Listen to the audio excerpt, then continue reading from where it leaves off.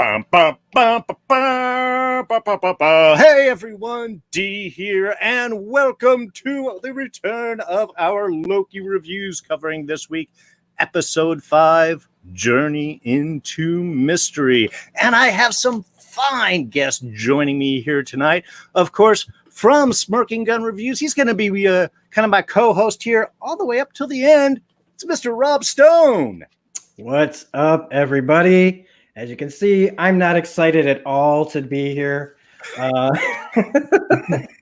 This is just what I usually wear to work. You know, it's just a normal Thursday.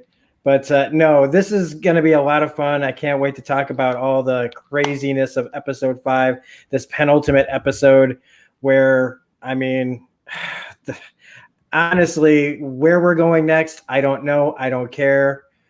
Wherever we end up, it's going to be a hell of a ride, and this one was too. So now we got to take it away to the man downstairs, Mr. Terry Huddleston. What's up? What's up? And yes, I'm excited.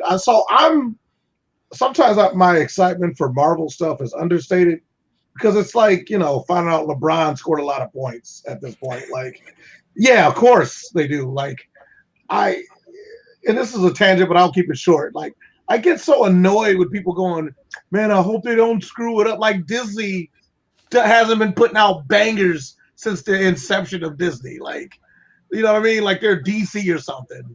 And, like, I don't know if they're going to get this Loki show right. Like, they know how to do what's the guy from Zootopia? It's Zach Wilde, I think his name is. Yeah. Like, that's all Loki is. Like, they've already written these character archetypes a billion times. You get somebody innocent with somebody not so innocent. It's not Disney, but Shrek and Donkey, Monsters Inc. You know, so this is like watching a Pixar movie or, you know, TV show, but live. And I'm here for it. I'm digging it, but I can't unsee the Rick and Morty fingerprints on this now. Now that I found out that the showrunner for Rick and Morty is running the show, I'm like, oh, of course, like the Council of Ricks and all that stuff. Like, this is the Citadel of Ricks as a TV show. So, and I'm not saying it's a bad thing, but it's made me reappreciate some of the Rick and Morty episodes I underappreciated. So anyway, that's where I'm at.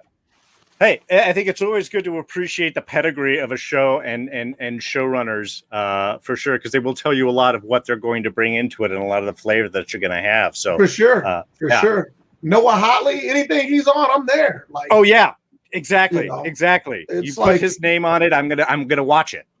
But it'd be like wondering, like, I don't know if it's gonna be good. Like, is it going to be dynamic or interesting? Like, of course it will. Like, I don't get the people's, like, pessimistic view of certain people's pedigree. Like, I don't know if James Cameron can pull out another action movie. Like, it's kind of his thing. Like, he invented all the tropes we use today. You know. Well, and for that, I know we're already tangenting off, but seriously, in that point of is like, okay, name a bad James Cameron movie. I'll wait. Well, some people will say Avatar, but I disagree. You can disagree with the politics of the movie, but that movie was a banger, dude. Like, that movie was. Oh, it's still cutting edge. It still was the number one movie. I felt transported. Like, when I sat down in that theater, I was not sitting in some crappy theater. I was on that stupid planet with the stupid Smurf people and doing the stuff. I wanted what they wanted, right? Like I'm crying because a big ass tree is falling over. Because I get it. As a person of, you know, a minority, you're like, man, they come in and they just take your shit. Like, I'm like, I can dig it. And look, it's ambiguous enough where anybody can go, hey, that represents me. I get it. Like, I'm not going to act like it's this deep, you know, masterpiece, because it isn't. But, you know, people go, oh, it's Dancing with Wolves. It's just like, it's kind of all of them. Because it's more, if you ever seen Shaka Zulu, it's more of that than it is, than you know, or it's not Shaka Zulu, but just Zulu. Where Mike O'Kane has to, you know, stand his ground against a bunch of Navi. You know. Anyway, so rabbit hole. Yeah. Anyway, sorry. It does its job in transporting you, and that's what you ask a movie to do. And I think this TV show, in many of the same ways, does exactly the same way. See, we can steer it back, folks. We can steer it back here. Anyway, want to be sure to say hi to Allison and Silva here in the chat. Always joining us. Always glad to see you. And of course, we are here for glorious purpose. And I do want to make one little note. I know the time loop special over on Enchantment and Turning was supposed to happen this last weekend. We had some internet issues. That's going to be pushed a couple of weeks. So I'll let you guys know both through Twitter and through the channel here of when that gets rescheduled. But be sure to check over to Enchantment of Eternity, and he'll also give you info drops. All right, so let's get into this week's episode, because while in many ways it's a very straightforward episode, there is so much that is sort of tucked into here. There is a lot to sort of play around with. So let's kick things off, Terry. Give me a brief little overview of, since this is your first time that you've been with us in this season, just kind of your feelings on the series as a whole so far, and then diving into what you thought about this week's episode, and did it go where you were hoping for, and did it deliver what you were asking for? So I'm deeply ashamed and also overjoyed that the best take on this show didn't come from me, and that's what I'm ashamed about. I'm known for my good takes, or at least interesting takes. But okay. I'm deeply overjoyed that it came from my son. And I'm building up to this because you're like, what the hell take could it be to be worth all this preamble? My son said, Dad, because I had just showed him the movie. God, I'm patting myself on the back for being a good dork dad. And he said, Dad, this reminds me of Brazil. I was like, holy shit.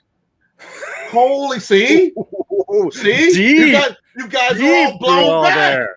I was like, you're absolutely right.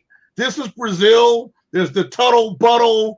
They're pruning the different people, and they're even tapping into people's brains and putting them in dream loops. If you remember Brazil. Yeah. Classic Terry Gilliam film. And I was like, holy crap, I didn't even think of that. Because look, they're hitting you with the Wizard of Oz. They're hitting you hard with Wizard of Oz, right? And so it's hard to get past that and realize, yeah, they're doing the bureaucratic 1984 send up Brazil. Yeah. And once you get that, you even get the main character, and Nathan Pierce, I think his name is. And then you got the kind of freedom fighter woman character. Remember, she was kind of a strong woman for that time. It's like it's all there. Somebody watched that movie and put a Marvel skin over it. And it makes me wonder, though, the ending, if this is a clue that I think we might be inside the mind of a Loki. That's I know it's not true, but I'm not going to be upset if that's where they're going, or a Loki is behind this. Like Renslayer is actually a Loki variant, because they set up this weird, obvious, like, wait a minute, if Lokis can be an alligator, it could be a black guy, it can be a kid, all these people can be Lokis.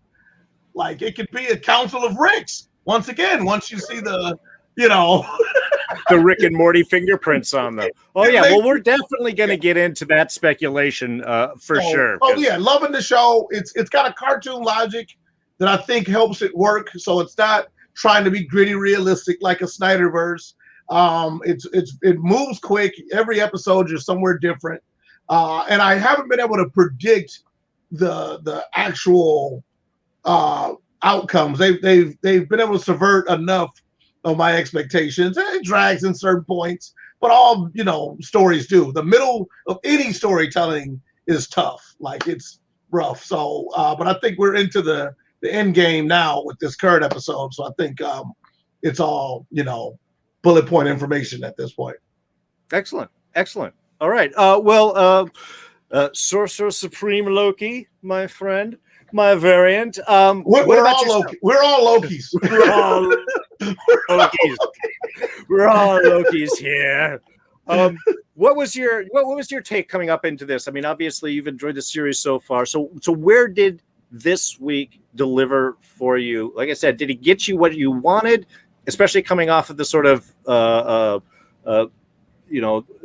big cliffhanger the week prior or last week? Story-wise, where did it get you, and how do you feel the journey that it brought you on? What I really like about Well, the entire series and coming into this and how they expand on some of the things that I really like is how just because you start out as a villain, or just because everybody says you're a villain, or just because everybody tells you this is what you are, you can't be anything else, even if there's a lot of evidence to say that you always repeat the same mistakes, doesn't mean that there isn't possibility for change and growth and to find a new purpose, a new glorious purpose.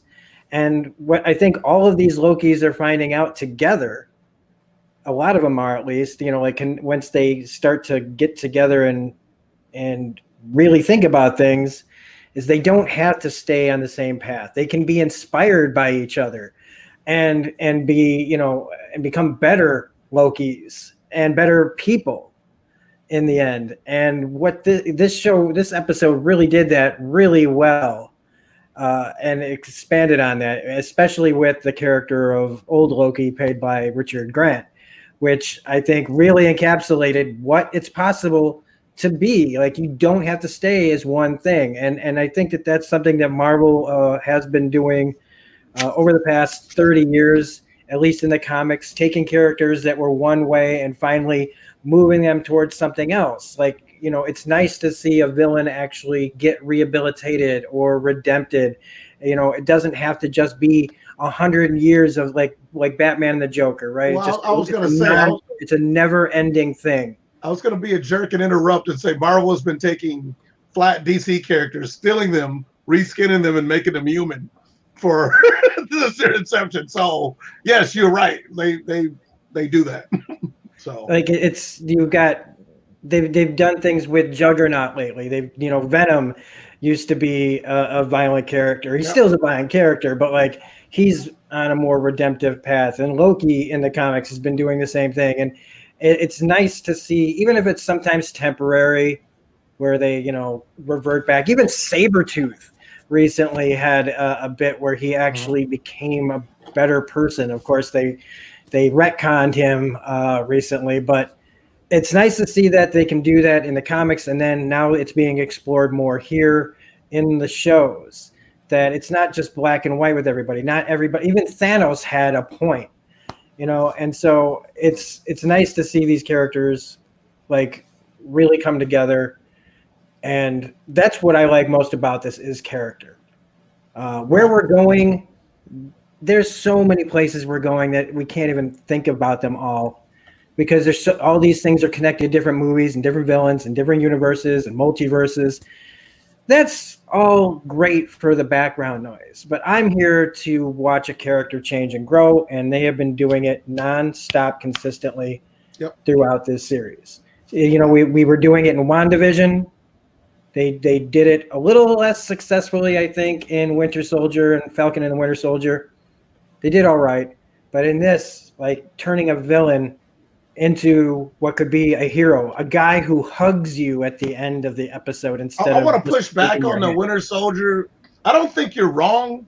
I think the reason why it didn't hit as hard is because Bucky had already been sort of redeemed in our eyes. Like, he wasn't coming off like, Winter Soldier, say the scene right after he shot Nick Fury, and then we're going into the Falcon Winter Soldier TV show, and we hate this guy because this guy, almost killed a character we like. Like, we already, so he had less of an arc to overcome than like Loki, who had also been kind of partially redeemed, but he was still up to his old shenanigans, even up to the end, of trying to gain power. So, but I think with Winter Soldier, they still, Bucky or Falcon and Winter Soldier, they still kept their promise of making a character go from A to B to C. Like, it wasn't like, they started off one way and with Sam wanting to be Captain America and take the mantle, and then it ends with him wanting to be Captain America and take the mantle. Like, he went through a journey and took it. And I know you're not saying it's garbage, but I just think that this hits harder because they rewind Loki a little bit when he's at his worst assholery, if I could say the word. Bleep it out if I can't. It's live, man. We can't bleep anything. Oh no, Bill O'Reilly strikes again. But so yeah, I think that's kind of more of a dissection of why this may hit harder for you, because he was definitely more of a villain at the beginning of this and ended up being a hero. But he had that like that socialism credit of us already knowing that he could do good kind of in the back of our minds too. So, you know, they cheated. They had to have their cake and eat it too. And then more power to Disney for doing that. Sure. Well, I think there is always like the harder, you know, the bigger redemption arc. Again, I'll refer back to Avatar: The Last Airbender with one of the greatest redemption arc ever with Zuko. Zuko, I know it. We love when they go from really bad to really good. And you're right, in a way they were able to cheat, because we've seen sort of that arc with Loki over, you know, the 10 years of the MCU. All the way up until his death at the hands of Thanos is kind of having a whole redemption. Then you're right. We were able to sort of rewind it and see a larger bit on it. But I think, I don't know, maybe because of that bigger arc, we like it more. You're right. But also it's Tom Hiddleston, who is just charming consistently. And they've really worked, I think, with the mental jumps and the trusting the audience to go with us attitude that this show has had. Is they've been able to explore more and obviously focus it more on Loki themselves, as opposed to splitting between multiple characters like they did with Falcon and Winter Soldier. Yeah. Yes, I agree with that. So what do you think? I guess I'm asking the questions now. I'm the captain now. Look at me. I'm the captain now. So what do you think of, so because I'm behind, so how do you guys, and this is for both of you guys can double dutch in, feel about Sylvie? Because I'm liking her as a character, but I'm liking the fact, I'm glad they didn't make her just a female Loki cosplay. Like, she feels like she has her own identity and her own way of dealing with things, and she seems slightly more competent than sort of main universe Loki, in my opinion. You want to take that first, Rob, and then I'll jump in? Sure. Yeah. I well, you know, she also, because of what happened to her, she didn't grow up like any of the, you know, like our Loki or this Loki. She's been on the run. She's been having to think on her feet. She's not had a chance to really develop what normal Lokis go through, which usually involves trying to take over something, trying to become powerful and run the show. She's just been trying to figure out what's going on in her life, who did this to her, where, when, why, and when. It took her a really long time to finally get to where she's at now, to take revenge on the people who did this to her. And that's what makes her smart and interesting. And she's earned that, because you don't stay alive that long escaping from the TVA without developing some brains and some skills and hiding in apocalypses, learning to stay alive in apocalypses. You know, it's going to harden you and hone you though at the same time. And so they really thought her through. And I think that there's probably still going to be some people out there who will say, "Ooh, she just shows up and she's smarter than our Loki." And it's like, no, it's just different environments. And he has not seen any Loki like this Loki. And it took him a while, and it was fire and ice, and it was like the odd couple. And then they bond. And, you really believe that Loki would never betray Sylvie. And it's, I don't know. I was on the fence at first, but I have since come all the way around back to just saying she's an incredible character, and I'm really glad that they wrote her properly. You know, you just gave me an idea. I wonder if she, as a twist, if she's going to betray him in the end. Because this is what Lokis do. But we're so fixated on him not betraying her, and then she says it to kind of get you fully invested in the story trap. And then I could see her going, "Sorry, dog," and yeah. Well, and I have to say, because this is where I get to eat crow, one of my favorite meals, because when they did first introduce her, you can go back and look, I was like, man, this is kind of a disappointment. They built her up as this great, wonderful thing, and yet she failed.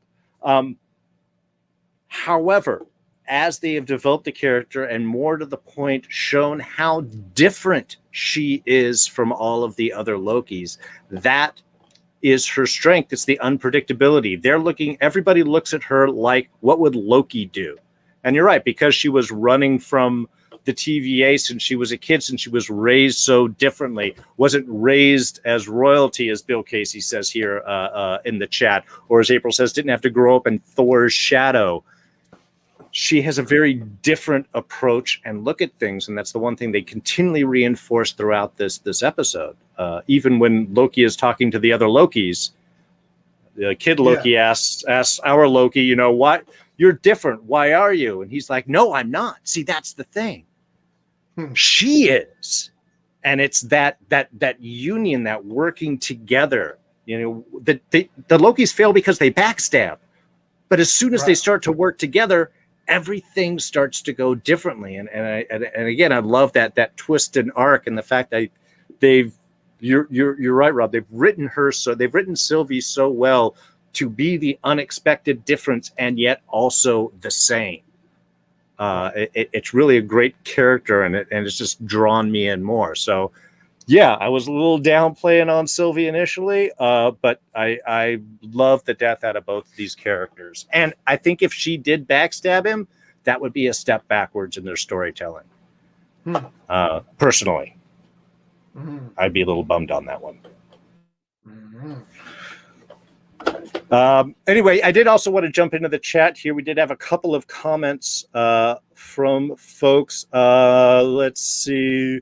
Glorious Purpose, of course, from Silver Surfer. Classic Loki made this old dork cry. Oh, man. He was so awesome. It was good. Deborah appreciates Rob looking like Loki. You look great, man. Allison appreciates Alligator Loki. Let's see. And we had run down here. West Virginia own. Yeah. Grant was my favorite Loki. He kicked ass and laughed at death while show Loki hid behind Sylvie. You know, I did notice that when that happened, how he sort of like stepped behind her, but I don't think he was hiding. I think he was letting her lead. And I think that was the sort of difference in that body language there.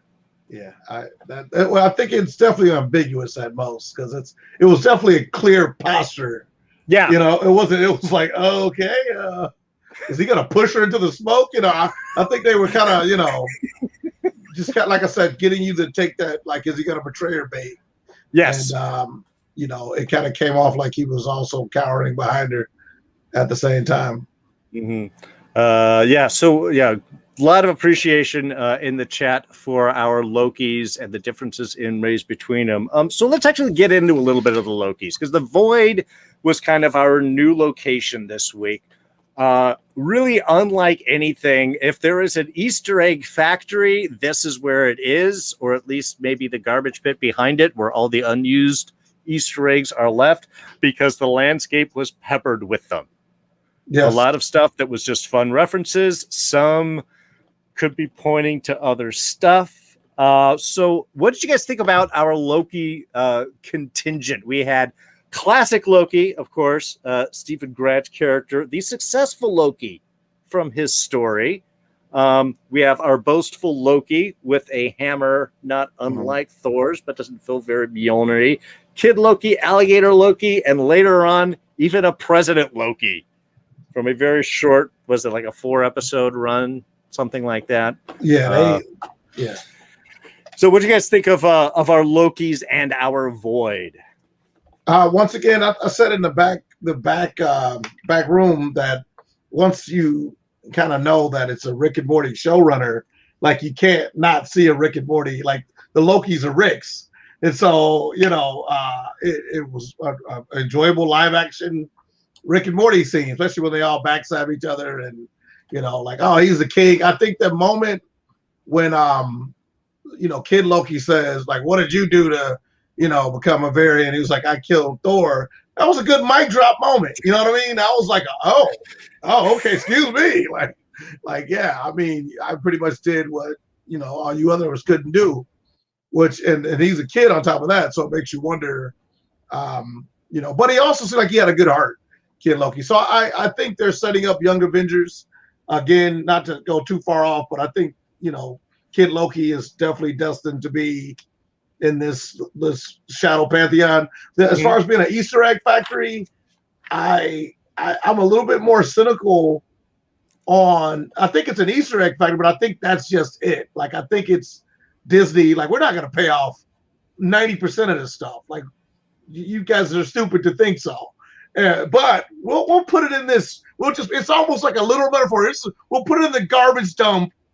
All the stuff. Here you go, guys. Have at it. Just sift through the garbage. Go back and rewatch and see all the stuff you can see. But none of this stuff's gonna mean anything.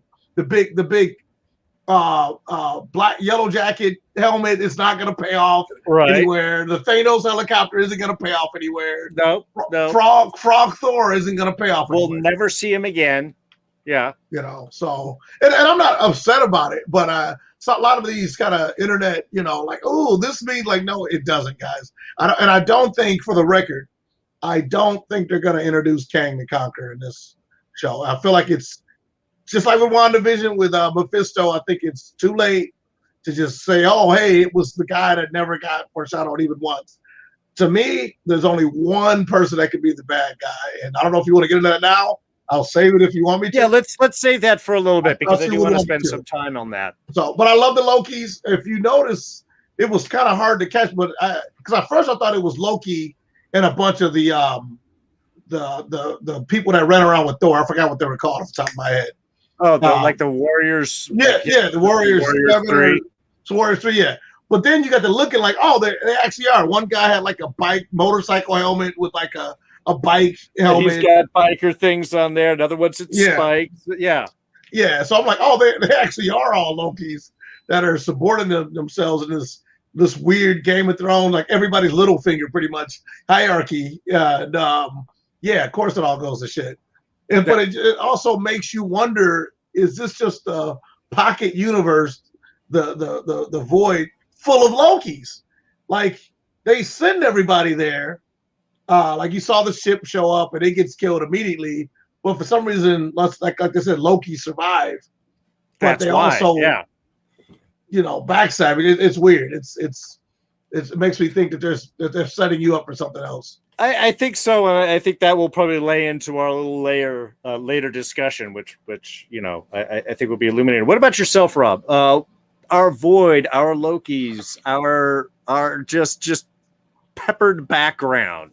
What did you think of that? And even in the little particular moments of the discussions between the Lokis and where they're going. Yeah, I really dug most of it. I thought that Kid Loki killing a Kid Thor really was kind of like, wow. Also, when they mentioned that it's his kingdom, he tells him, you shouldn't discount this kid. This is his kingdom. So I took that to mean that they're literally, at this point, wherever they are in the void on this planet, this was old Asgard. This was the remnants of that Kid Loki's Asgard. That not only, and it all got dumped here.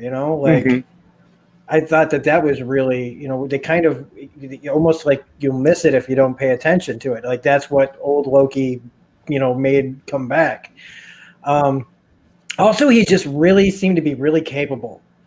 I don't know. He seemed very at ease with him, like with his powers. Like our Loki doesn't even know his full potential. This guy seemed to, this kid seemed to know a lot more than he does. Well, certainly a lot more confident. He must have if he killed Thor. Although, I mean, some could say Thor's not that smart sometimes. But it was the snake incident. Yeah, there you go. Richard E. Grant as old Loki was a lot of fun, and I just kept thinking about what his universe looked like because how he's dressed. He's dressed in the old classic style. Does that mean that everybody in his universe were dressed like the old style of heroes? Yeah, I think that was he was really great. I personally I really loved the alligator. I thought that he said so. He didn't have to say anything, and they just every time they cut to him, it was just like I just wanted to hear like he just had a lot of personality for not doing anything. They used him really well too. They could throw him, he could jump on people. You know, I enjoyed all of it. I didn't really think that it did too much to the story other than just add to the madness and to the character development, like I said, of them coming together and realizing what they can do if they saw what happens when they backstab each other en masse, and they also can see what happens when they work together. And all the little Easter eggs that were thrown around in there, like the Thanos chopper and everything else, that's all nice window dressing, and it's cool to point it out. And it's nice to know that they acknowledge these things that probably won't pay off. I'm hoping against hope, because I really do think that with Taika Waititi making Thor movies, I still think that they could throw Throg into the mix. I really do. I had an epiphany. I want to see that little frog get out of that. All right, I want to see it. I think there's a way to do it without making a whole movie around it. But I really love to see that. I actually had to rewind that because I did not know that it was the little frog. I thought for some reason it was a mini Beta Ray Bill, who I'd also love to see pop up in this universe at some point. But no, it was all really good. I was just more tied to what does this matter to the plot? Like introducing all these Lokis, what does that matter to the plot? And it mattered because of where it ends. Right. Like how this Loki shows up and gives these people purpose again.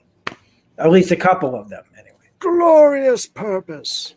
So, I was going to say before we move on, I just had an epiphany. I think the reason why this episode worked too is because, and this just might be so obvious, nobody's going to bring it up, but they basically was able to prism a single Loki into the different archetypes of man, right? You got the animus, anima, feminine, masculine. You got the old man, the child, and the ego, right? In boastful Loki. Mm-hmm. And then even reptile Loki is the lizard brain. I'm a big psych guy.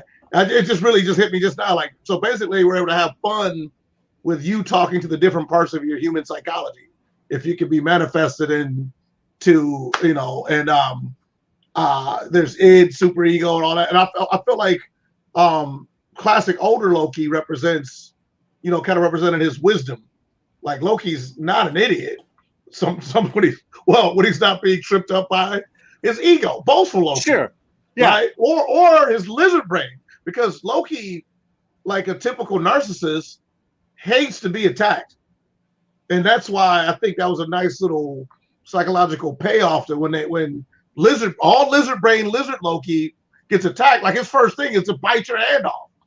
And think about Loki. That's like the first thing he wants to do is poke and prod you. And then once you find a chink in his armor, he's offended that you've attacked him somehow, and he wants to figure out a way to kill you and backstab you. So it's very straightforward. Very straightforward. But Kid Loki represented that orphan Loki that we kind of forget about. Like, I know he isn't an orphan, but he kind of is.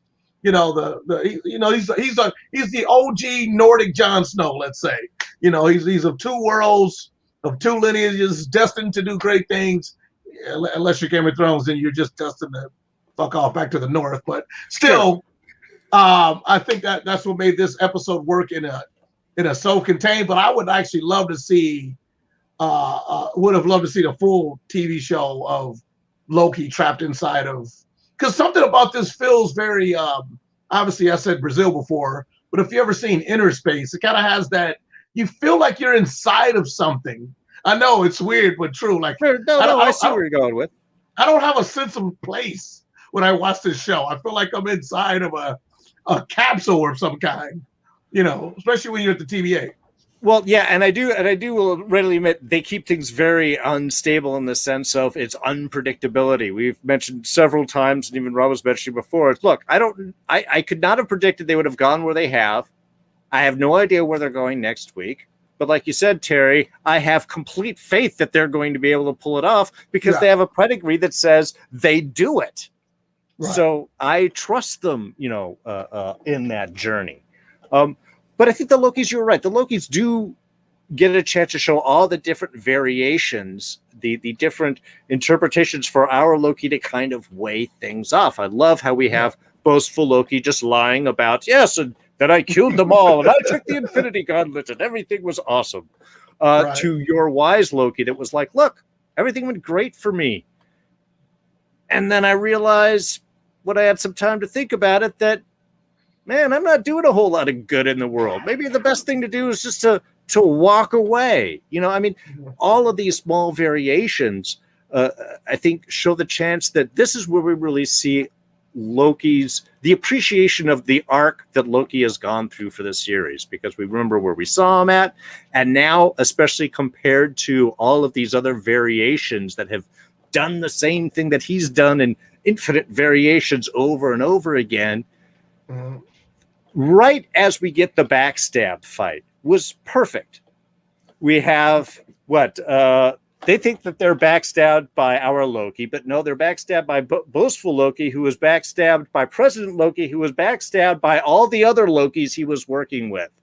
And at the same time, we just have our Loki just shaking his head in the background like, you guys are doing it again. Yep. We do this every time. And it always leads to that. We even have classic Loki lamenting on it immediately afterwards. And it was a completely ridiculous fight that was over the top, was very cartoonish. Very Monty Python. Very Monty Python. There was no danger in this. You're just having fun watching things. But we get, I mean, even that with the throwing of alligator Loki, we get a nice reference back to he's hurt, or get help from from Ragnarok. He's bringing Loki, get help, and then he throws his brother at him to knock him down. We got the same variation going on with this. So I love how we get those flashbacks, but it's also that moment where we get to see that our Loki has changed, that he can see this ridiculous, and he can acknowledge the fact, again, it's not him that is different. It's Sylvie that's different, but he can see that now. He now has that potential to make that change. The TVA won't let him change either. That's another oppressive thing we're not bringing out. It's like every time he changes, it causes a variant, and they're like, no, we need you here. We need you dying in the hands of Thanos. Yes, or bust. And so that's a different type of evil. You know, usually it's like stop the beam in the sky from doing a thing, but like stop the omniscient force from allowing change. Like anybody can get behind that. Like, you know what I mean? Like anybody from any side of your political ideology can get behind this thing that wants you frozen in this glorious timeline. And so, you know, I gotta see who this guy is, or girl, or person, or being that fetishizes order to this degree. Well, and I think, again, a lot of these might be playing into who may be behind this. Before we jump into that, I want to run over a quick little listing here. We got to hit a couple other people first. But I want to hit a quick little listing for everyone that hasn't picked up all of them. I have a not even complete list of some of the references and bits that we have gotten through our void. Of course, we also have the Thanos copter as they were climbing into their little hidden place. As it pans down, we get to see Mjolnir. We get Frog Thor jumping around in a bottle. In the hideout, again, not a Marvel reference, but an odd throw-in, a polybias arcade machine, which is reference to an old urban legend of, was it in the early 80s in Oregon? An arcade machine was put out for kids. They were instantly addicted. There were men in black showing up, thought they were taking information off of it. A month later, it was gone. And did it exist? Did it ever happen? You guys can dive into that if you're interested. It's the polybias machine. They actually got a horror anthology. I can't remember what it's called, that dedicated an episode to just that. So okay, if you want a very stylized, fictionized version of that, then it was on Hulu. I do know that much. Awesome. Yeah. They're drinking Roxy wine. another Roxxon reference, because of course we had the Roxy cart where they were all hiding out in the apocalypse. Let's see, President Loki we had in here. Oh, I'd already got the get help reference. Also, Loki gets his right hand bitten off. It's the same hand that he makes as an illusion in the Dark World that Thor loses, and of course, every second Star Wars movie. So yeah, that's a brief look. If I find some more in my list. Oh, and later on, we get the USS Eldridge drop down, which of course, if you guys are interested, look up the Philadelphia Experiment. Decent movie, but refers to a battleship that were attempting to do invisibility, and for some reason it disappeared in one place and reappeared in another place. Another real interesting bit of a side. But this is also the Yellow Jacket helmet, which I mentioned earlier, but that's another. Yes, and we got to see Yellow Jacket helmet in one of the piles as well. So yes, a lot of this stuff is just for fun. I don't think we're doing anything. It's one of those where if you get it, you're going to love this reference. If you don't, it makes absolutely no difference in the way that the story plays out. All right. Well, let's jump back to the TVA and Renslayer and Sylvie, who, of course, having a bit of a tete-a-tete on what to do next. We may even push off Sylvie for a little bit more of the focus on Renslayer here, who understands the betrayal but has a completely different reaction than both Sylvie and Mobius. She would rather keep it up. She'd rather stay in her position of power than burn the place down. What did you guys think about Renslayer's sort of reaction here? Rob, why don't you lead us off here? Yeah, it's kind of hard to tell what her end motivations are here. You could say that her mind's been blown so far that she is finding that she wants comfort in the order that she had. Maybe she just wants to get back to that old thing. Like, some of these people might not want to know what the truth is, but she also, she keeps claiming that she does want to know. I think it's a little bit of column A, column B, because even Sylvie says, like, did you let a little truth out there? Like, are you upset, but you're just like, maybe she's afraid that if this isn't real, am I real? Like, what is my purpose if I don't have this? What becomes of me if I don't have this? The structure and the order. I mean, she's been there for who knows. Nobody knows how long they've been there. This is all they know.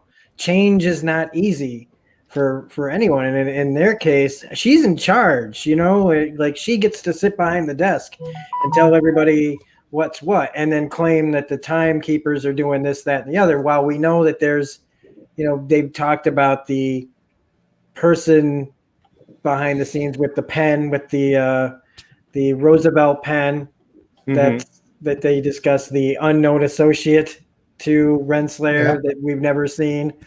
Right. Which, but I also think, I think she's just kind of afraid to deal with things. But with her connection to Miss Minutes and how they tried to stall Sylvie purposely, to keep, like, I would say that it's more interesting, like, what's Renslayer and Miss Minutes connection? Like, in fact, I'm less interested in Renslayer, more interested now in about Miss Minutes. Yes. Yep.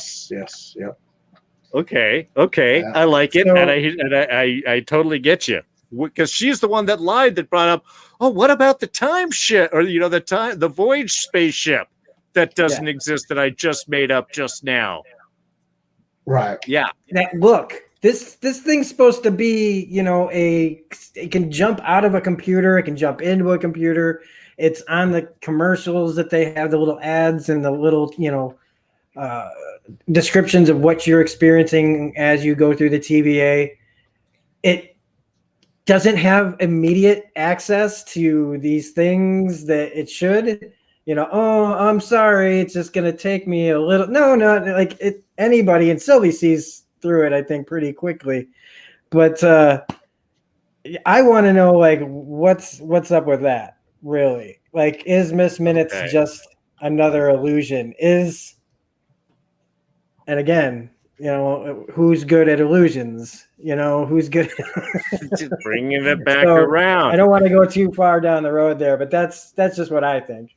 Right on. Terry, what about yourself? What's your take on Renslayer or Miss Minutes is maybe the more interesting question. Renslayer comes off to me like somebody, I watched too many spy movies.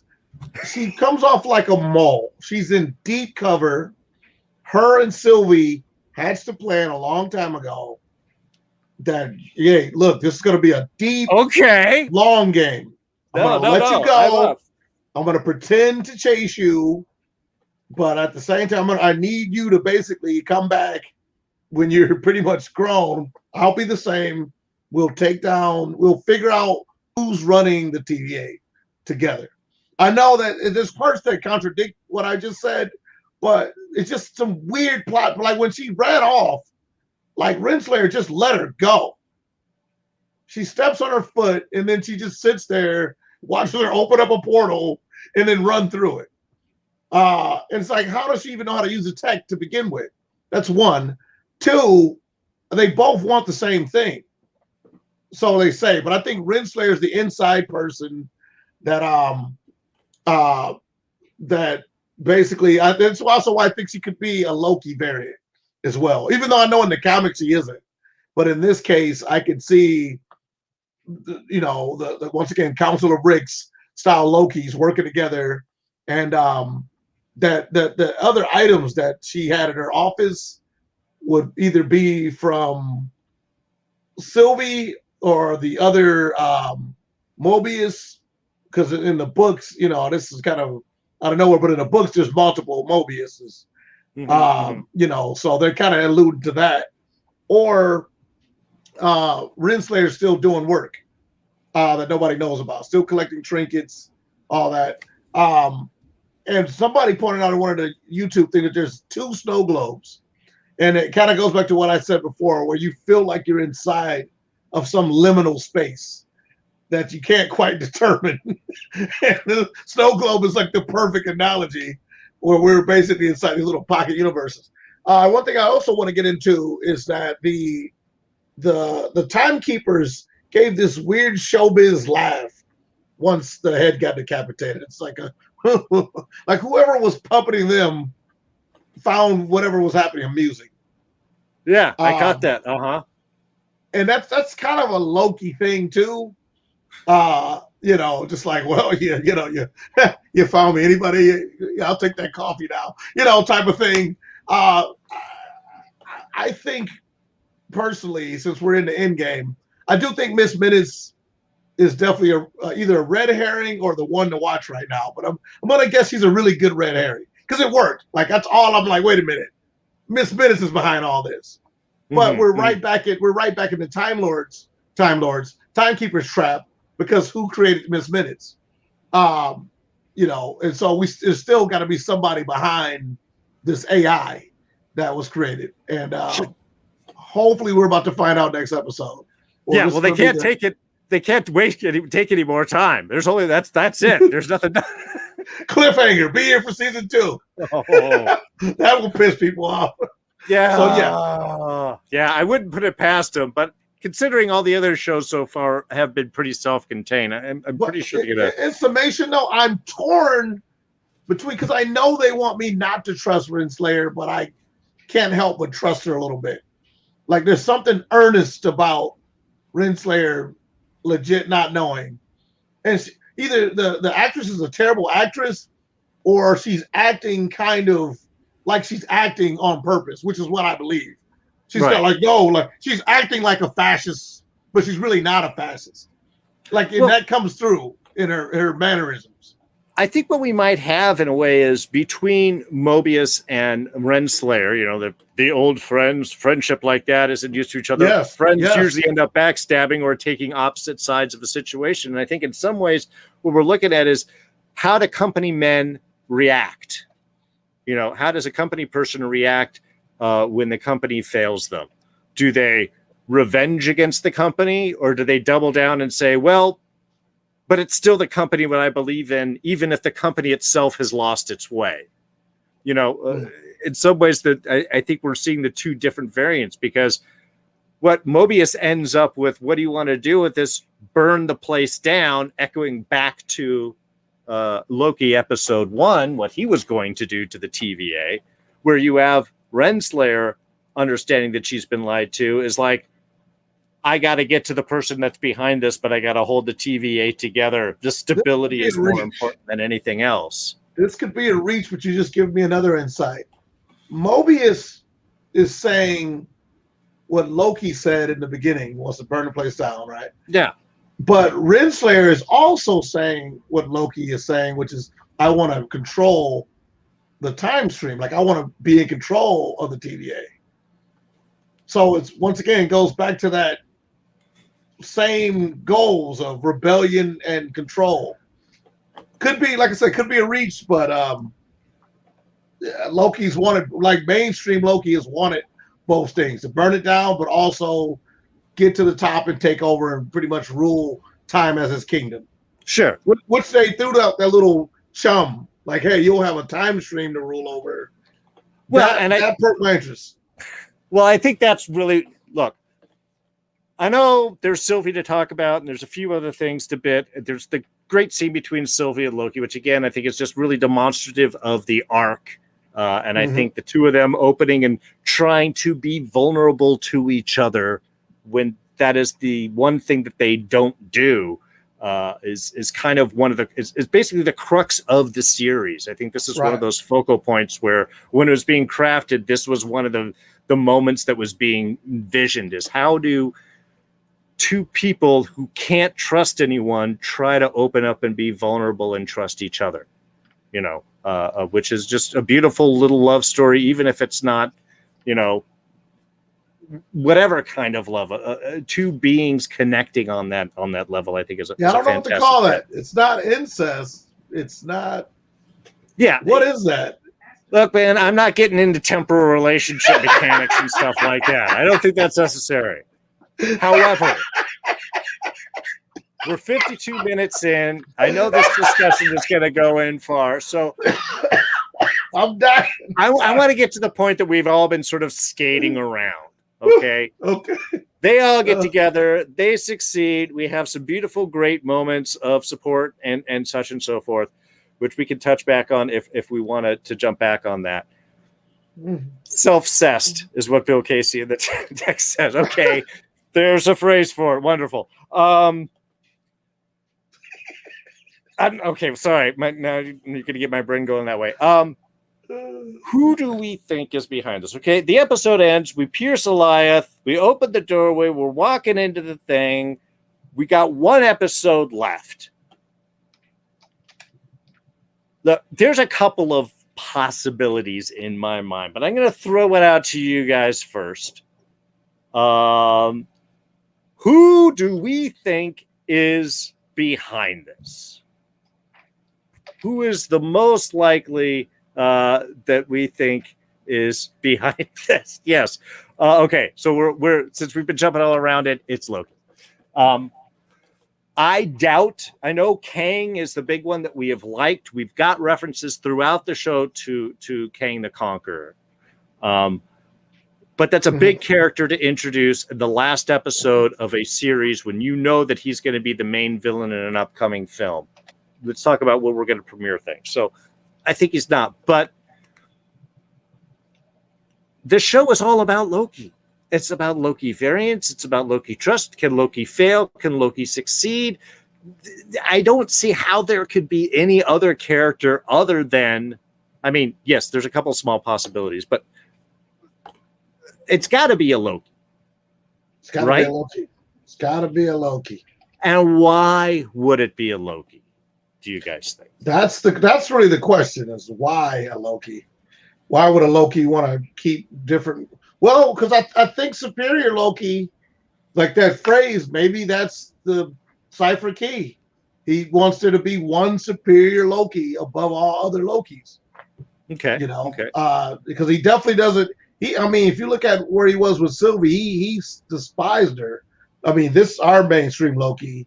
The fact that there's what he considers an inferior Loki. I mean, that's what superior denotes. So makes you wonder if this probably, I don't know if he'd be older or I don't. So that's the thing. I don't know what Loki this could be though. Sure. World Snake Loki. I mean, if we go on Thor or Norse mythology, I don't know, but yeah, I definitely think it's got to be a Loki at this point. All right, Rob, what about yourself? Why do you think that Loki is the guy behind this? Well, first, outside of all the obvious. First, it's kind of funny that if you would have told us, when we were talking about this, let's say in episode 2 or something, and we were saying like if it was a Loki or not, we'd be really disappointed. Mm-hmm. But it's like, honestly, the title and the way that the titles are and everything has changed but it's all still the same. It has to be. Now, I don't know if it really matters what version of Loki it is. I really don't think it matters. It's the why that matters. And one of the things that made me think of right away is what they've said about Loki in the past, and what Owen Wilson said about is that you exist to, make somebody else their better selves.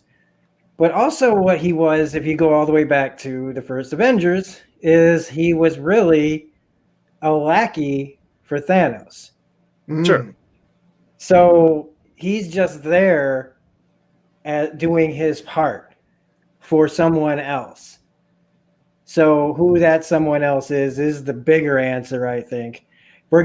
He'll explain himself. He'll probably reveal something about who's really in charge. Okay. Because just like Miss Minutes, somebody had to put her there. Somebody had to put the TVA there. Somebody had to set all this up. And everybody's playing their part. And there's a Loki at the end of this. I know we said like there'd be a Loki at the head of the TVA, right? And yeah. And so it's like, I think the explanation will be interesting, but I don't really think it matters which version of him it is. Maybe it'll matter a lot once we hear it, once we see it. Well, it's going to be really funny if we're all wrong. Yeah. Well, let's see. Allison here in the chat mentioned, doesn't it feel all pointless if another Loki is the big bad of the TVA? And I think this is where Rob's point about the why is what's important. Both Silva Surfa and Bill Casey mentioning Immortus, but maybe Immortus as someone else or Immortus as a Loki variant. That's a possibility. I like your idea that he's at the head, but maybe he didn't create the TVA. Maybe he has secretly taken it over. There's a possibility. I think that there's been a few hints dropped through the episode. The biggest one was classic Loki, who was fine until he tried to leave the planet and rejoin and let people know that he was alive. But he died by Thanos' hand. And maybe that's the key. You can't beat Thanos. If you're going to beat Thanos, you're dead. Because if Loki stabbed Thanos, imagine if he killed Thanos right there and took the Infinity Gauntlet, then he would have gotten all of the stones. He would have ruled the universe. Mm-hmm. Then maybe he gets bored and realizes there's other universes, but his Infinity Stones don't work there. Maybe he sees something else and starts to goes forward in time all the way up to the very end and realizes this is a place where he can hold power. Again, there's a timeline where he you're onto something. Yeah, in the comics, he won at one point, and I think in the early run of Thor, or there was a Thor issue where he won, and he was so bored.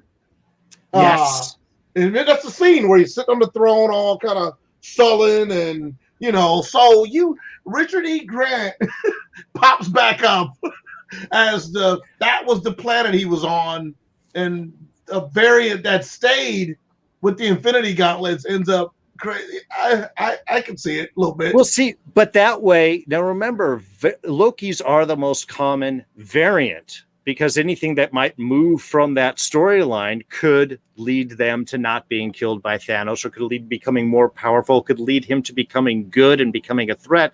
What if the TVA is set up to protect Loki from variants of himself?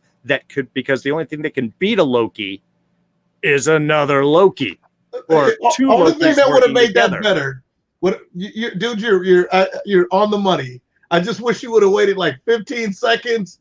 We would have hit the 60-second mark when you said the only thing that can beat a Loki is a Loki. And then it just dead cut, leave everybody hanging. Boom. I think you just solved this thing, bro. I think you just solved this thing. All right. Well, thanks, Stokes. We're done now. Yeah, we're done. But in the end, I still think that it will be revealed that it's some version of Kang that's really behind all this. We're just not going. He's got so many different nom de plumes and so many different identities that we don't have to see him as the full-on Kang that's being played by why can't I never remember his name? If you didn't ask, I would have been able to say it too. From Lovecraft Country. Yes. Jonathan he's gone by so many different names that they could show a version of him that isn't the Kang. But I mean, he's Kang the Conqueror. He runs time. It's his big old gig. He's what he does in all the comics and cartoons we've seen. But it's how did he convince this Loki to take this position? It did Loki decide this is probably as high as I need to go? Because like you said, if he took power from Thanos, he would end up being basically where he is. And I do think that is a great point, that he could be just there, sitting there waiting for somebody to just throw out. I have lost my glorious purpose. My glorious purpose is to sit on my butt at the end of time and rule over whatever. Yeah, I mean, God, aboard Loki at the end, that would be an interesting one. Okay, so Loki is our most likely candidate. We could have a Kang reference or a Kang stand-in Immortus, which could be another version of Kang there, and then it's revealed later on, or a Loki variant. I like a Loki variant, and then we reveal that he's working for someone else. I kind of like that idea because it does keep him in that position. Let's see. Okay. Anyone else we think? Maybe just throw out any random versions, thoughts. Thanos. Is it Thanos? Nah. Really, at the end here, we'll get a little cameo from our big purple cheerlead man. No. No.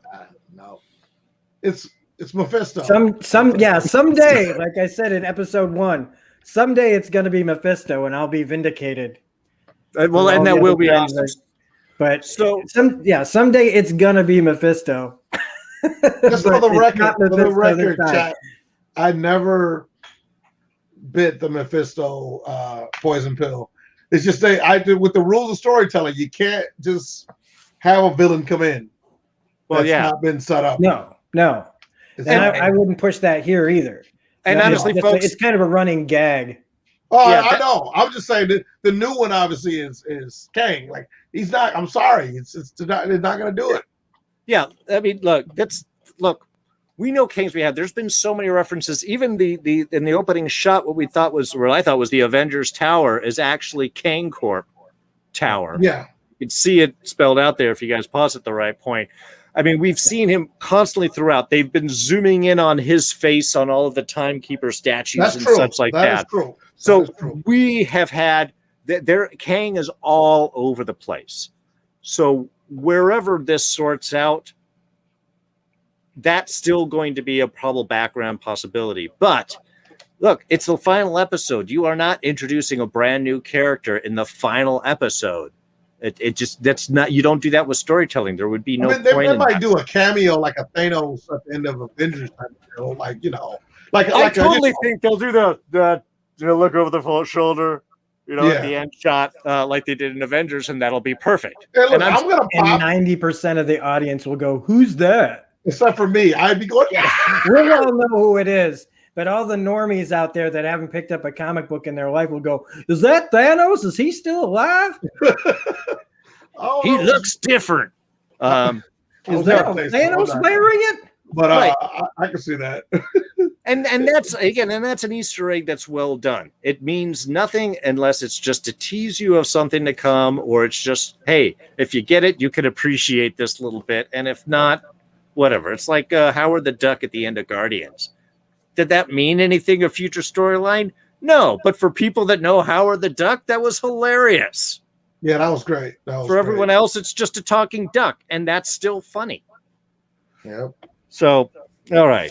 Well, I think that kind of covers everything. I mean, we got it in a pretty good point. As I said, there's little stuff if you guys want to jump in or talk about any other particular little scenes. I mean, I know I kind of brushed over Sylvie, but she's really at the center of the one whole... thing you kind of beat me to it. I was going to say, you know, we're all like Loki, but it could be a Sylvie Loki. You know, it could be an Agatha all along type of deal. You know, like we because you never told me why you plucked me from the timeline. Like, well, because the timekeepers did say you're a child of the time something right before she kind of interrupts them. I was like, a child of the Time Lord or Time Stream or something they said that was like, what? And then all of a sudden their heads get lopped off and you don't remember saying that. So I could see her being, or a variant of her, or like I said, it was her all along. Maybe not knowing, not consciously, she was running from herself in a time. That would be an interesting one, and one that makes, again, why is she so dangerous? It's because she's the most like whoever the Loki in charge is. That would be a good possibility. I think it's the unpredictability, but I totally buy that. Bill Casey in the chat says something cool, that the villain being a Loki exists to make Loki a better version of himself. Yes, I like that. Yes, I like that. Yeah, I like that. That's like, basically they're prepping this Loki to actually face off with Kang, maybe, down the road or whatever the multiverse of madness is. This Loki's going to have the leg up on it if he lives, because it's not. Oh, well, I guess there's a season 2 already planned, so never mind. He's got plot armor, but so he'll definitely be the most knowledgeable in the multiverse next to Scott Lang and Hank Pym. Right. Oh, damn, I just had a thought in my head and it just left just that quick. Darn it. I hate it when that happens. It's one of the Eternals. Morpheus taking the thing. Yeah, again, Eternals, it's the same thing. I don't think we're going to see a new character that we haven't had referenced in the show yet before now. Even when we had WandaVision, they revealed it was Agatha all along at the end of episode 4? 5 was the flashback and 6 was the battle. Yep. Or no. That was a little bit longer on shows. Sorry, 8 and 9. But yeah, I don't think we're going to have anything new kind of like pop up now to kind of surprise us that way. Oh, thanks, April. You're mentioning Black Widow and Shang-Chi. Reminds me of what I was going to mention before. Recall, because of the pandemic, all of these movies that were supposed to have come out already before these shows were initially planned to be coming out would have been out. Which is why Falcon Winter Soldier, sorry, spoiler alert, if you didn't look at the internet at all, does have a small Black Widow reference in it. You'll get it when you see it, hopefully this weekend. And I believe that Doctor Strange was supposed to have been out this past spring. So the whole multiverse may have already been introduced. So there's a possibility that we may have some reference to Doctor Strange in here or one of those other films.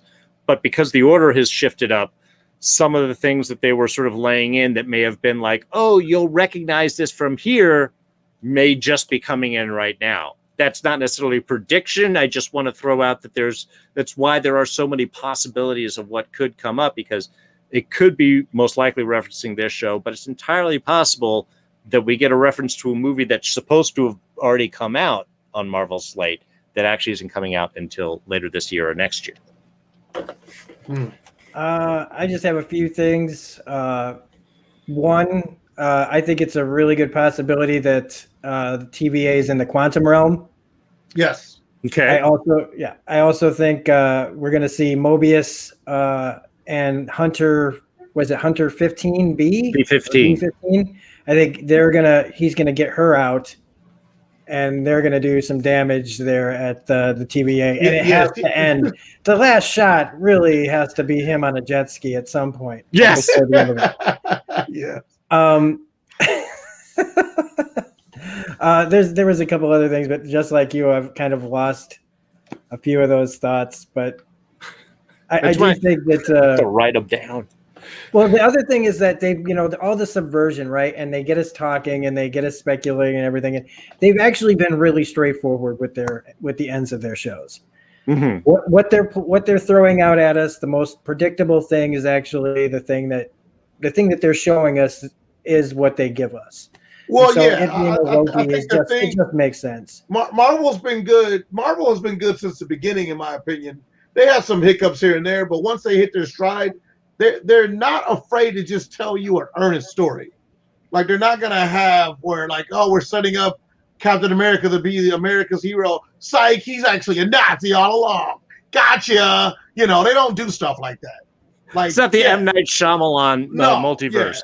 Yeah. And so I like people can barely tell a coherent story, let alone a straightforward story. People don't understand how hard it is to tell straightforward stories because we've gotten so addicted to plot twists.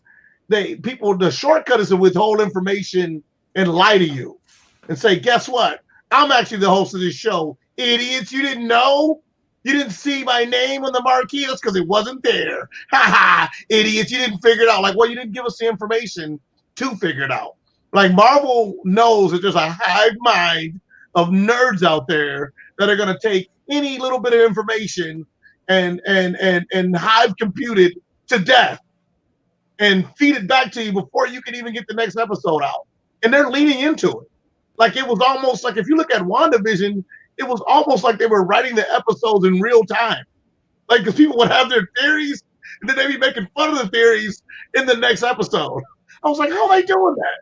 Like, did they do a rewrite really quick to mess people's brains and Ralph and all this stuff and like what's up with the bunny?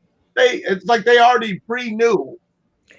Well, I think it really started with the post and mid credit scenes. They knew we were sitting there. Yeah. They knew we were watching the entire thing, and they knew that by the end of it, they could get away with whatever they wanted. Yeah. When it got to the one with Captain America, and he's just like, are you really sitting here? Yeah. Watching this? I mean, they know us so well. Oh yeah, it's Pavlovian. It's Pavlovian at this point. Like I'm disappointed. Like this last episode of Loki, I wanted a post. Like, give me my post-credit scene. I want it. I'm like Gollum. Me wants it because I just wanted a little bit more insight as to who was in that castle. Like, I just want to close the books on not Kang, but I didn't get it. So yeah, you're right. They got us trained like rats in a nerd lab. Nerd maze, but you know what? I'm here for it. This is what I signed up for almost 33 years ago as a child. Like, you know what? I can't wait to see my favorite heroes in movies and TV shows. And now look at us in Shangri-La. I never thought that I would be in 2021 dressed up like Doctor Strange Loki. And this is like a dream. This is I didn't know I was going to have to wait this long or ever. It's just amazing. I look around at all this stuff, this nerd stuff that I have, and it's all finally paying off. It's not even a kink. That's what's all finally paying off. We are mainstream, folks. I'm in my early 40s, and I have finally found my time period. Freedom! There you go. I want to touch into a comment in the chat. Allison Fortis asks, why do hunters have names like B-15 instead of actual names? I think we touched on this last week or week before. Most likely it's to depersonalize them. Since they are variants, they are actual people. I think like anything, you're just a cog in the machine. Yeah. So I think you get just having that reference more depersonalizes you, makes you less of an individual, and therefore less of somebody that could really be somebody else. I mean, if you're created by the Timekeepers, why do they want to give you a name like Sheila, B-15, B-14, B-13? Numbers, easy to file that way. Right. All right. Well, I think we can go ahead and wrap things up. We had an awesome chat today, too. Thank you, everyone jumping in. Taro, Tista, April E, Allison Forrest, Bill Casey, Lily Mack jumping in here at the end. Silva Surfer, as always, in here. Dever popped in for a while. Just a wonderful group of people. And you guys are always here. It means so much. Now, we've only got one episode left, and hopefully we will have answers by then. That's usually how this works. But I want to go ahead and wrap things up. Terry, let's kick things off with you. Any final thoughts or just little bits of info you want to share with the chat in the show? Like where they can find you. So final things to share is that the cheesy Disney message and all this, which I'm digging it, it's poignant, is that we're all just variants of one another. Yes, we have different backgrounds, we have different experiences, but we all have the same emotional palette for the most part, unless you're, have a psychopathy. But still, we're not going to go there. And I think so. It's a very clever way of showing that when you meet different people that you detest, they can be just like you. So it's not a matter of groupthink or all of us being alike. I think this show celebrates individuality in a unique way, and how the different points of reference of the different Lokis, when they form together with their different perspectives, their variant perspectives can form something greater than the sum of their the parts. Also, it makes me wonder if there is a Loki at the end of time, is he siphoning off all of their different power sets to become an omniscient and God, because they kind of keep reminding you about power levels. Like, hey, look what this Loki can do. Just kind of remember, like, this Loki's doing something your mainstream Loki couldn't do. Just kind of keep it in the back of your head. Oh, Lokis can learn. Lokis can power scale. We're stronger than we realize. We're stronger than we realize. Dove some commercial tagline there. You can find my art on terryhuddlestonart.com and all the usual suspects, Instagram, Facebook, and that's where I'm at. But I'm just gonna cut myself off because this show, it's a great show. I think it's a different flavor than all the other shows, and that's fine that it's not like WandaVision. I think it's pulling from a lot of cool film and TV show sources. What was the name of that spy show? It was like a spy type show about a guy trapped on an island. That was really weird. The Prisoner. The Prisoner is pulling from that. Like I said, well, if you know your deep cuts, it's even better. You're like, I see what they're doing there. And The Prisoner never gave you any answers. It ends, and you're like, what? Disney's not, they don't have the bravery to do that. But it just goes to show that, they took a lot more subversive risks in the older stuff. Today's people would riot if they just like, you're never going to know what the TVA is. Show's over. Go home. So anyway, I said my piece, but yep. Excellent. Rob, what about yourself? Any final thoughts, insights, or just things you want to say? Just that, I think it's going to be so much fun. I want to also point out how much I love the music, the bump. I mean, just every time, this feels so cinematic. The background music just gets me so into what's going on. I love that how Loki's theme has changed over the years when we think about where he started. Now it's just this big, powerful sound. Also, Alioth, the big smoke monster that looks like the grandfather from it kind of reminded me of Aladdin, the thing that's the chamber. Yes. He kind of reminded me of like that a little bit, the head of it. But it is a real thing from the Marvel Universe. It first appeared in Avengers: The Terminatrix Objective. Its description is exactly what it is. It devours anything with the energy. So there's that going on. But I'm excited. I can't wait to get to next week so we can talk about what happened and be either vindicated or surprised by what they gave us. As far as where you can find me, well, you can always find me at Smirking Gun Reviews, my YouTube channel, where we're covering The Leftovers. We're talking about Doctor Who's Peter Capaldi run. We've got Agents of S.H.I.E.L.D. Season 4 just about to start next week, the reviews for that. We've also got, Oh gosh, I always forget because I got so much going on. But tomorrow night, 7 Central, 8 Eastern, I am going to be interviewing the artist for the Image Comics book Stray Dogs. It is basically considered by a lot of us who read comic books to be the best story of the year. It's written by Tony Fleeks. And I'm going to be interviewing the artist Trish Forstner tomorrow night as we're going to discuss this amazing book that just so happens to have very Disney-like animation drawing in this of the dogs. It's a murder mystery. It's Hitchcock for dogs and for people. And so I can't wait to do that. So if you want to get in on some comic book talk, that's where I'll be tomorrow night.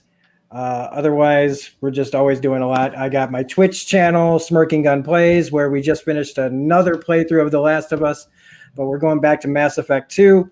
And you can find me on Twitter at @reviews_gun. Damn, that's a lot of things. Last of Us 1 or 2? 1. Okay. We will probably play 2 eventually again, but The Last of Us always calls me back, so I'm a big fan of 2. 1 was my. I like the gameplay in 1 a lot and replayed it a lot. Then 2 comes out, and I'm hooked on that. And I know we're about to get cut off here, but like if you ever want to feel like a murderer, play Last of Us 2. Like there's like bang bang shooty, ooh look at my gun porn type games.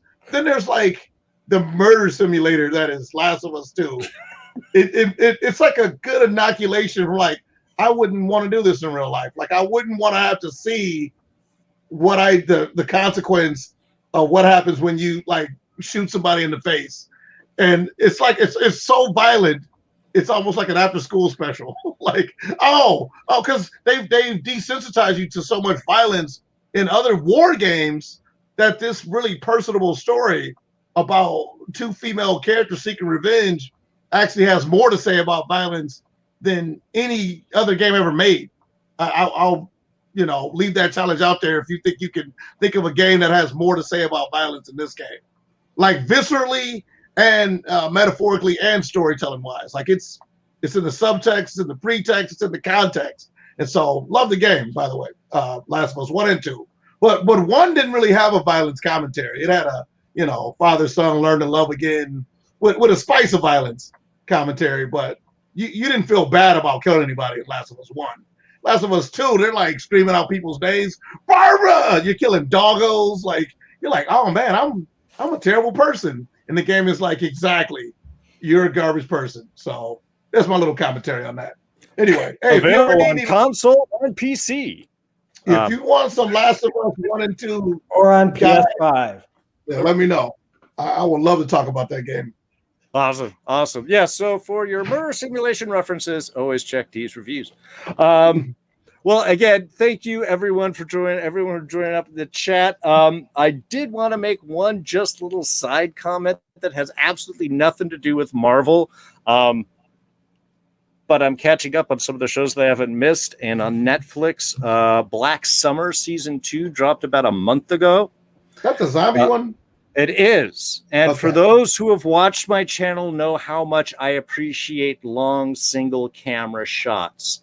And this show does them so well. It's the way that unbroken shots can really pull you into a moment is a very particular in their use and how they can really be conveyed. And it requests a lot for setup, or requests a lot from the actors because you can't have any breakaways. They have to react to everything all basically in real time.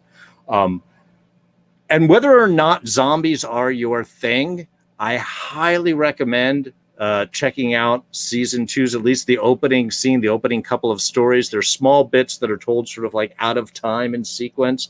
But the main director, a guy named John Hamm,